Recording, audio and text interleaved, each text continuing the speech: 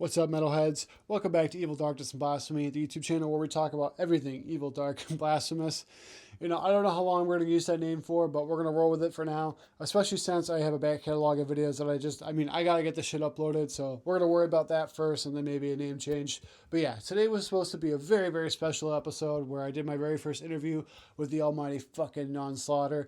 And I mean, dude, if you don't know NUN Slaughter by now, you don't know fucking shit. They are the absolute kings of the fucking underground. I mean, Dawn of the Dead, absolute legend. Jim Sadis, rest in peace. I mean, these are the fucking people you should be supporting and listening to. I mean, enough said. So what happened was they did a one-off show back in October of last year in Buffalo, and obviously I attended. And I figured, what the hell, we'll hit up Don. We'll see if we get an interview lined up for the channel because I figured it'd be interesting, especially since NUN Slaughter is so significant to the underground death metal scene. Me, Noah, and Don had a great conversation. I mean, obviously, I was super duper nervous, as to be expected. And, as soon as I got comfortable and started asking more interesting questions, the audio cuts out 4 minutes in, and all that footage is just completely mute. So yeah, that fucking sucks. I'm going to blame it on the mic company. They're probably fucking Christians, and they want to silence the NUN. Fucking, some spiritual bullshit. But since then, I've upgraded to, mics that are triple the price and they sound a lot better. So hopefully they won't fucking fail on me like those ones did. But I mean, I feel like I owe it to them to at least upload something. So we're going to use what little footage I have from that interview. And then I filmed a bunch of their set. I won't have like a collage of interesting live footage. Which, I mean, if you haven't seen fucking NUN Slaughter yet, definitely seize the day if you have an opportunity. They're fucking kick-ass live. They put on a phenomenal live set. I mean, I've seen them probably 4 times, and I will continue to see them every time they come around. Off the top of my head, they have a set coming up for Milwaukee Metal Fest in June. So if you're in the area, definitely pull up. There is a very high likelihood that I'll be there. So, I mean, it'll be a great time. The fucking NUN is awesome. I mean, enough said. So, yeah, I mean, stay tuned. I have a lot of interesting stuff coming up here shortly. I mean, at the time of recording this, we're a week out from Hell's Heroes. So, there'll definitely be some videos shot on that. I'm not sure if I'm going to try to do another giant one or I'll do multi-day footage. It doesn't fucking matter. Shit's coming out soon. I have some more interviews that were shot. A lot of interesting stuff coming. Big plans. 2026 is going to be a great year. Stick around, man. Hello, good day. Welcome to another episode of Evil, Darkness, and Blasphemy. Today I have a very special episode where I'm interviewing Dawn of the Dead and Noah from the mighty NUN Slaughter. So how are you guys doing? Pretty good. I'm doing great. I mean, I've seen you guys a couple times, so welcome to my home state. It's the first time I actually didn't have to travel too far to see you, so I'm super excited to see what you guys have in store today. So for the people who don't know what the NUN Slaughter, which I don't know what the fuck you're doing if you haven't heard of the NUN before, what are you guys about? We're about Satan? Death, anti-Christianity. Hell yeah. So the name NUN Slaughter is relatively controversial. So what is that like representing something? Like, have you had to deal with hardships with personal relationships, people not, accepting you for, the satanic and blasphemous stuff that you guys write in your lyrical content? Not especially. No. What about the date? Oh yeah, yeah. Dating can be tough. Yeah. As soon as you say, what's your band called? You say NUN Slaughter. They check out. Oh, yeah. Yeah, I mean, it's for a select group of individuals. It is. Yes. So now, to my understanding, is you guys have a ton of different releases, like humongous discography, but there's only really a couple of like the main releases where I feel like the release schedule is relatively spread out. Now, I know you guys have a new album coming out next year, which is, wasn't too far from the last release being Red as the Color of Ripping Death, which was 2021, I believe. I think so. It was in the past 5 years. A couple of years, yeah. So what changed to make you guys want to start writing again so early? I think it's just the ability to, and like having a solid lineup. Consistently practicing. Yeah. But, every week, you got to meet for practice. So Yep. get tired of playing the old songs, so you got to start working on new stuff. Oh, yeah, and it's something we just do. We don't like when we write for a record. We're not writing for a record. We're just writing songs, and then we say, "Oh, we got a bunch of songs," and then now we have enough. Now maybe finish it out, round it out with a couple more, record them, and that's it. We just do everything ourselves. It's all in house, all DIY. So would you guys ever want to change that and like directly write for a specific album, maybe like a concept idea one day, or is it still just up in the air going with the flow? I don't know. That it sounds nice until you start doing it. Yeah. And then you start tossing in shows and tours and all that, and you forgot what you did 3 months ago. Mm-hmm. So we're better off just kind of slowly, sort of, going through the process like we always do. Oh, that's cool. So now, to my understanding, it's Don's band because you've been, the sole member throughout the entirety of the history. How much of the creative influence do you guys have together? Is it mostly your songwriting, or do you guys all collaborate on what you're coming up with? So my songwriting. Yeah, actually, the most recently on the most recent album, it's a lot of Noah, and then we'll kind of put our own 2 cents into it. But and we were going through archives of riffs as well and reworking songs that never happened. But for the most part, it's been just Noah writing most of the music. Oh, that's cool. And even the lyrics too. So Yeah. he wrote some lyrics. He wrote some song lyrics on this album, and so did our bass player as well. Yeah, Mike. Yeah. So Yep. more of a collaborative effort. Yeah, we try. Everybody has a little bit of something everywhere, you know. Yeah. So we like to write songs together. Like a lot of times, they'll start with like a riff, Mhm. and I think that's how a lot of bands operate. But yeah, a riff or two, you know, and then the band hears it, and everybody kind of gets to do their little bit of input, you know, and then we figure it out. Yeah. It ain't No, rocket science, you know. I know, like the track to the whore or to a whore was about someone's ex-girlfriend. Was that who was it? We're not talking about Not that. talking about it. Okay, all right. I'm gonna get in trouble. Yeah. So I mean, even with like super graphic lyrical content, and even some of your art design. Now I know the new split with Acid Witch coming out with you know, that very interesting artwork. Do you guys come up with these ideas yourself? Do you have someone